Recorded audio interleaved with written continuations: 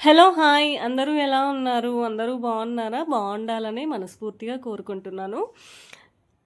ఈరోజుటి మన వీడియోలో వచ్చేసి మా ఇంట్లో మేము వినాయక చవితి పూజని ఎలా జరుపుకున్నామనేది షేర్ చేస్తున్నాను. ఇక్కడొచ్చేసి మా వారైతే వినాయకుడికి నైవేద్యంగా పెట్టడానికి మెయిన్ ప్రసాదం ఉంటుంది కదండీ! ఉండ్రాళ్ళు అదైతే ప్రిపేర్ చేస్తున్నారనమాట. ఆయనకైతే వీడియోలో కనిపించడం అంతగా ఇష్టం లేదు. అందుకని ఓన్లీ ప్రాసెస్‌నే చూపిస్తున్నాను. ఆయన చేసేది చూపిస్తున్నానంతే. ఈసారి మా ఇంట్లో వినాయక చవితి పూజనైతే కంప్లీట్‌గా మా వారు, అలాగే మా బాబాయ్ చేశారనమాట. ఎందుకు, ఏంటి అనేది ఎక్కడ స్కిప్ చేయకుండా చూడండి. డీటెయిల్స్ అయితే షేర్ చేస్తాను. ఇక్కడొచ్చేసి ఇంకా వినాయక చవితి పూజనైతే స్టార్ట్ చేసేశారు. వీళ్ళిద్దరైతే మార్నింగే చేసేశారండి. 11 వరకు అయిపోయింది పూజ అయితే. పూజకు కావాల్సిన ప్రిపరేషన్స్ అన్నీ గూడా ఇంక ముందు రోజే చేసి పెట్టానండి నేనైతే. ఆహ్ ఈసారి పూజలో నా ఇన్వాల్వ్‌మెంట్ అయితే చాలా తక్కువగా ఉంది. ఓన్లీ మార్నింగ్ లేసేసి ఇంకా ఇంటి ముందు తూడ్చేసి ముగ్గు పెట్టాను. అలాగే ఇల్లంతా ఊడ్చేసి మాప్ పెట్టాను. అంతే. ఇంకా మిగిలినవన్నీ మా వారు అలాగే మా బాబాయ్ చేశారు. పూజలో నేనెందుకు ఇన్వాల్వ్ అవ్వలేదు అనంటే నాకు పీరియడ్స్ టైం అనమాట.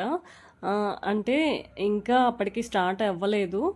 నాకు కొద్దిగా బ్యాక్ పెయిన్ అలాగే స్టమక్ పెయిన్ వస్తుంది అనేసి అంటే ఇంక మా వారైతే పూజ మధ్యలో పీరియడ్స్ వస్తే ఇంకా కొద్దిగా ఇబ్బందిగా ఉంటుంది. వద్దులే నేను చూసుకుంటానులే, నేను చేస్తానులే అని అన్నారు.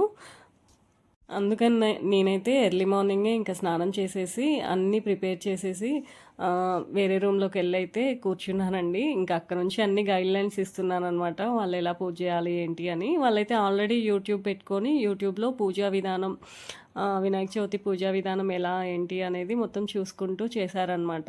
పూజ అయితే మంచిగా చేశారండి. మేము ఎవ్రీ ఇయర్ అయితే నైవేద్యాలు చాలా చేసి పెట్టేదాన్ని నేనైతే. ఈసారి అయితే ఓన్లీ ఉండ్రాలు ఒక్కటే చేసి, అది కూడా నేను పక్క నుండి చెప్తుంటే చేశారనమాట. మా వారికైతే ప్రసాదాలు చేయడం ఏమీ రాదండి. ఈసారి పూజలో వచ్చేసి మా బాబు కూడా కూర్చున్నాడనమాట. మా బాబే మోస్ట్లీ పూజనైతే చేశాడు. ఈసారి మా ఇంటి వినాయకుడికి, మా బొజ్జ గణపయ్యకి మా బాబుతో పూజలు చేసుకోవాలని అనిపించింది అనుకుంటా. అందుకని ఇంకా ఈసారి అయితే ఇలా చేయించుకున్నారు పూజలైతే. వీళ్ళైతే మంచిగా నీట్గా చేశారండి. వాళ్ళకి తోసినట్టుగా చేశారు. మంచిగా అలంకరించుకున్నారు పూజ రూమ్ని మొత్తం కూడా పూలతో. అలాగే గుమ్మాన్ని కూడా నీట్గా అలంకరించారండి బంతిపూల తోరణాలతోటి. నాకైతే చాలా హ్యాపీగా అనిపించింది. అసలు నా ఇన్వాల్వ్మెంట్ ఏదీ లేకుండా ఎంత మంచిగా చేసుకున్నారని అనిపించింది. ఇక్కడ చూడండి, బంతిపూల తోరణాలు అయితే ఎంత నీట్గా పెట్టుకున్నారో, అలాగే మామిడాకుల తోరణాలు కూడా కట్టుకున్నారనమాట.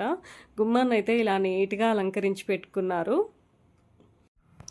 మాకైతే మా అత్తయ్య వాళ్ళకైతే వినాయక చవితి పూజ చేసుకునే ఆనవాయితీ అయితే లేదు. ఇంకా మా మ్యారేజ్ అయిపోయిన తర్వాత ఒక 5 ఇయర్స్ తర్వాత ఇంకా నేనే స్టార్ట్ చేశానమాట.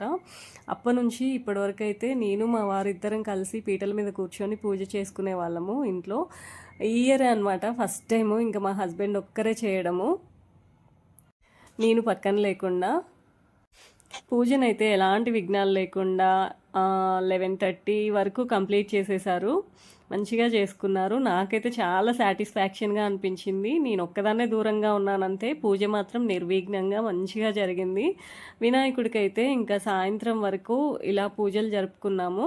ఇంకా తర్వాత వచ్చేసి సాయంత్రం అయితే మా వినాయకుడిని అయితే మా అపార్ట్మెంట్లో పెద్ద వినాయకుడిని పెట్టారనమాట. ఇంకా అక్కడైతే పెట్టాము. అక్కడైతే డైలీ పూజలు జరుగుతాయి కదా అనేసి ఈ సంవత్సరం మా వినాయక చవితిని అయితే ఇలా జరుపుకున్నాము. ఇంతకీ మీరు ఎలా జరుపుకున్నారు? నా కంటెంట్ కనుక నచ్చితే don't forget to like, share and subscribe to our channel. Thanks for watching and by.